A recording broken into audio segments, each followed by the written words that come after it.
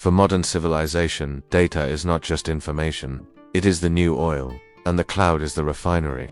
Every major government, corporation, and military entity relies on massive third-party data centers and cloud services to store its most sensitive secrets. But this essential infrastructure, the very foundation of the digital world, is often built and operated globally, making it vulnerable to the geopolitical ambitions of rival states. While the US dominates the software and service side of the cloud, China has executed a brilliant, long-term strategy of controlling the physical hardware and infrastructure. State-backed firms like Huawei and major cloud providers have aggressively built and operated data centers and cable landing points in key geopolitical locations, near US military bases, within the territory of critical allies, and at the convergence points of global internet traffic.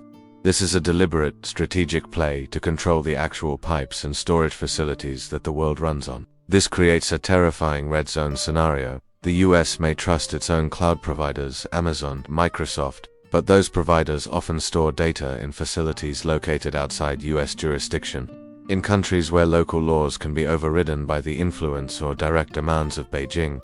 The threat isn't a hack, it's a signed, legal document. China can legally compel its national companies, or companies operating within its sphere of influence, to turn over any data relevant to its national security, regardless of where that data originates. The chilling question is this: how much of America's corporate, strategic, and even military data is currently stored in a facility that China can access with a single, government-issued subpoena? The crisis begins with a simple, calculated legal maneuver. China's government issues a targeted demand to a global cloud provider, one that relies heavily on Chinese-made hardware, or has major data center operations in a strategically aligned country. The demand is for access to specific sensitive data, perhaps the intellectual property of a key US defense contractor, or the communication logs of a US-funded democracy NGO operating overseas. The demand is legal under the local jurisdiction's cooperation laws, and the cloud provider is paralyzed. The immediate fallout is a catastrophic crisis of confidence. The breach exposes the painful reality that data sovereignty is a myth. The US government, forced to watch helplessly, realizes that years of military intelligence, corporate secrets, and technological blueprints have been compromised not by a hacker, but by a legal maneuver enabled by global dependency. The financial system is hit hard. Corporations instantly pull sensitive data offline, triggering a massive, costly, and chaotic scramble to repatriate data back onto US soil. The military implications are equally devastating.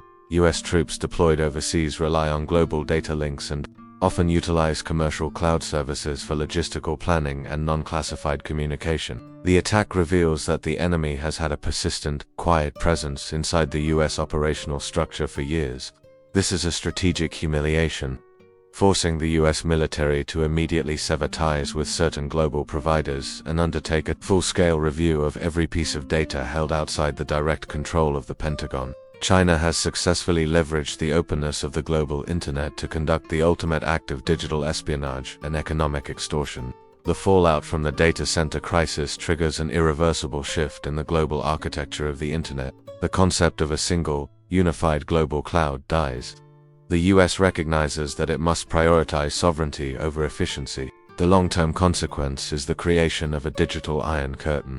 The US Congress is forced to pass stringent legislation, the digital equivalent of the Patriot Act, mandating that all data belonging to critical US sectors, defense, finance, energy, must be physically stored within secure US borders, regardless of which cloud provider is used. This move instantly complicates international business, raising operating costs for corporations globally, but it secures national interests. The geopolitical shift is profound. The world splits into two distinct digital zones: the sovereign cloud, US allies, defined by strict data residency rules and democratic oversight, prioritizing security over global access; the controlled cloud, China allies, defined by centralized control, where the state maintains the legal right to access all data, prioritizing state efficiency and surveillance. The final lesson of the data pipeline war is a terrifying realization. Control over the flow and storage of information is the ultimate tool of geopolitical power. The US has been forced to dismantle its own global model of internet openness just to protect its deepest secrets, ushering in an era where trust is the most expensive commodity.